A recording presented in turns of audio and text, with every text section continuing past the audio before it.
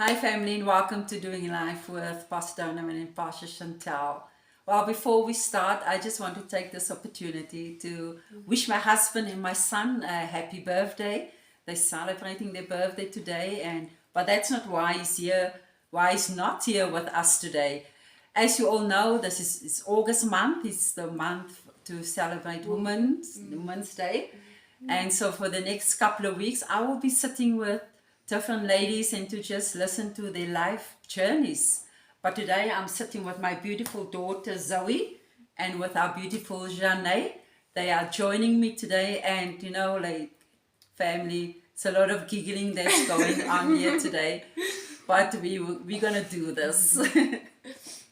So thank you for inviting me, and I'm gonna ask my mom a couple of questions on how she manages to be a pastor and a mother at the same time.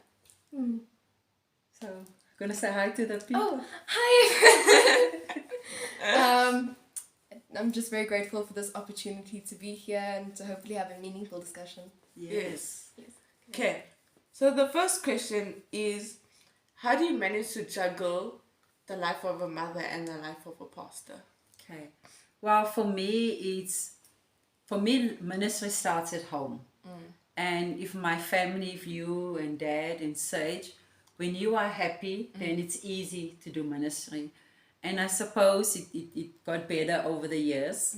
And also you guys are now young teenagers.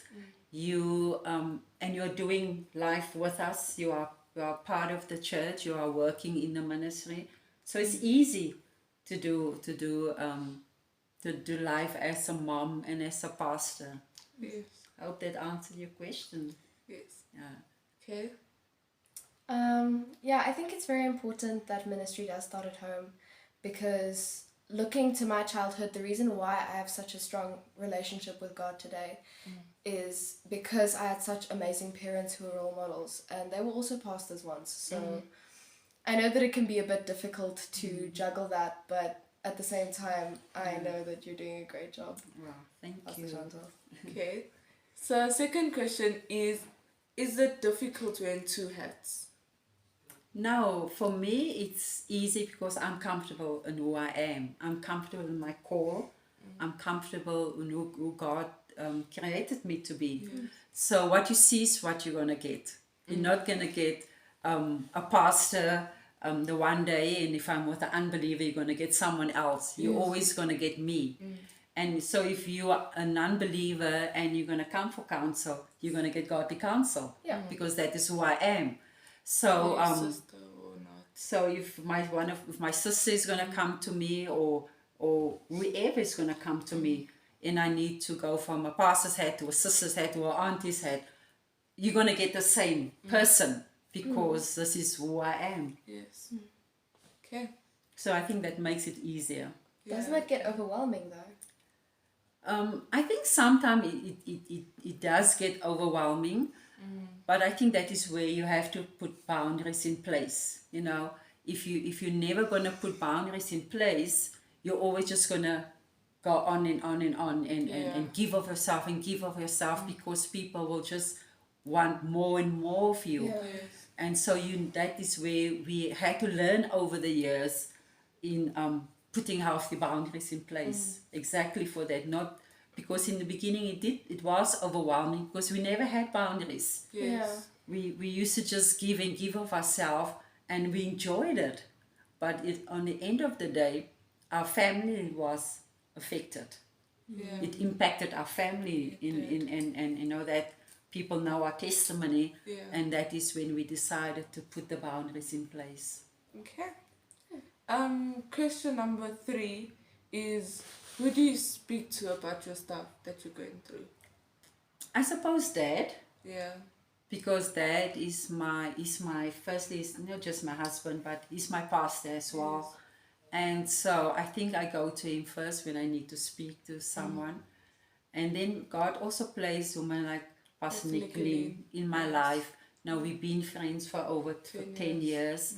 And so if I need to talk woman stuff, like they say, I will go to a Pastor Nicolene, because you know, she's also a woman of God, a woman of faith, and she will always give me the word. You know, so yeah, that is who I speak to. Okay. Question number 4 is, what is the most fulfilling part of ministry? For me now at this point, first and foremost is seeing my kids serve in ministry. Yeah. That is for me the most fulfilling part, for us to do life together in the ministry. And then when it gets to people, for me is to see when people walk in their call, when people, you know, when they grow in the things of God, when you meet people at one stage in their life, and you see how they progress in life in the things of God. And I see that, and I think that for me is the most fulfilling part, to see people walk in their call and in their ministry, and also to be part of people's life, to be Yeah. there, you know, when a baby is born, to be there when a baby gets dedicated, you know, when people go through different seasons in their life. And then they achieve what And they then wanna achievements, achieve. for me, that is, and you know that you were there with them in that journey, you know, and you can testify in how they grow in the things of God. So that is for me the most fulfilling part. Yeah, like just seeing people grow. Does it feel like I know people say that you are the founding pastors of our church because you and Pastor Donovan are, but does it sometimes feel like you guys are parents of the church and you're seeing like spiritual children also grow up? Yes, that it is, and I think especially with the youth, because we have a big youth. Even though we just over 2 years old, we have a lot of youth in the church, and to impact their lives, and you know, you're accountable for someone's spiritual walk, and you're accountable on how you carry yourself, because people are looking at you, you know. And so I think that is the nice part of ministry, because like you say, you are spiritual parents to people, and so yeah. Okay. So last question is, how do you deal, or how do you feel when people leave the ministry? That is not always easy. You know, it's not always easy to see people come and people go. And people come and go for different reasons, and people always come and go. But it's not easy, and sometimes you want to take it personally, you know. You always have What it did I at do the back. wrong? Exactly, you always think, what did I do wrong? Could I love them better? Could I have been there for them more, you know? And so it's not easy, and especially if you don't know why people leave, you know. But God had to deal with us in that regard. But it's different when people go and to go walk in their call, and that is fulfilling again. It's not, it's sad, but you know, it's a relationship that will continue, because you are happy for them, because you know they're fulfilling what God has, because it's never about us. It's always about God. You know, when we're gonna make it about ourselves, then we, you know, that's not the point. That's not the purpose. You are pastors there to help people grow in their call, Lead them and guide them. and to lead and guide them. So when people go from your church to start their own ministries, that is the fulfilling part. Yes. Okay. Yeah. I have a question. So, Pastor Chantal, you've said you've dealt with people leaving the ministry. Have you ever had someone come to you and tell you that they're leaving the faith, and how do you handle a situation like that? You know, people will never say to you that they leave the faith, you know, but you always just need to be sensitive when people come to you and tell you why they leave the church. You always have to be sensitive and read between the lines, so that then you indirectly minister to them. You know, that's why when people leave, you always have to ask them, so where are you going? Where are you going to fellowship?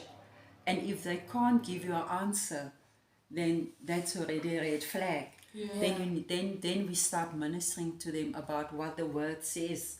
You know, you can't just, you need to be planted somewhere.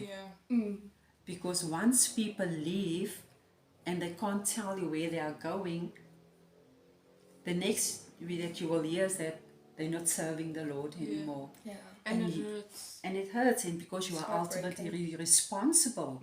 You're responsible for that soul. And you built a relationship with the person. Exactly. And so you know people already, you can read between the lines, and you need to just minister accordingly. Okay. I have one more question. Just thought about the question. Where do you see the church in about 5 years' time? Sure. Well, we can have our plans, but ultimately it's God's church, and it's God's plan for the ministry. We just want, for us is, we always say, for us it's not about numbers. Yes. We want to, for us the most important thing is when people grow spiritually, Spiritually, when yes. people are stable in their walk with the Lord. They are planted, they are rooted, they spend time with the Lord, their relationship with the Lord is growing. So for us that is the most important thing. When you look at today's world, I think having big churches, that shouldn't be our ultimate goal. For us, for where we at is, we need to see people It's grow. cozy, it's comfortable. You want to see, you want to be hands-on on people, and we want to know people personally. And you feel like you're part of a family. Yes. You feel like you're part of the family. But even if it's God's will for the church to grow to a bigger, congregation, we will have you will always surround us with people that will step in their call in the ministry to help us assist Definitely. to shepherd the people. Yes. Because that's what we are shepherds. Yes. So we will always want to do the shepherding part, and have someone that perhaps look at the business side of the ministry. So so I hope that answered your question. Yes. Okay. And that's a wrap for me. Anything else you want to say? No, I just want to say we all, especially all the ladies in the youth, we really do admire We you, Pastor appreciate Chantel, you, and we yes. appreciate you. Thank you. I'm blessed to have the ladies in the church that I can just be and set an example for. So yes, I'm happy to be part of something that God is doing, because God is doing something in the Amen. church among the people, and especially among the youth. We can see that because more and more youth are drawn to the church. So yes. So well, family, I hope that you enjoyed our chat today, Zoe and Zcharne. Thank you for joining me. And I hope you learned something about me. I know it's just a small part, but that's a little bit of my life as a mom, as a pastor. And but next week, I'm super excited. I'm going to sit with a beautiful woman of God. She's a doctor, and I'm just excited to hear how she navigates through life, being a doctor, being a mom, and being a believer out there in the workplace. So family, from our home to your home, we love you, and we continue praying for you. Bye now. Bye!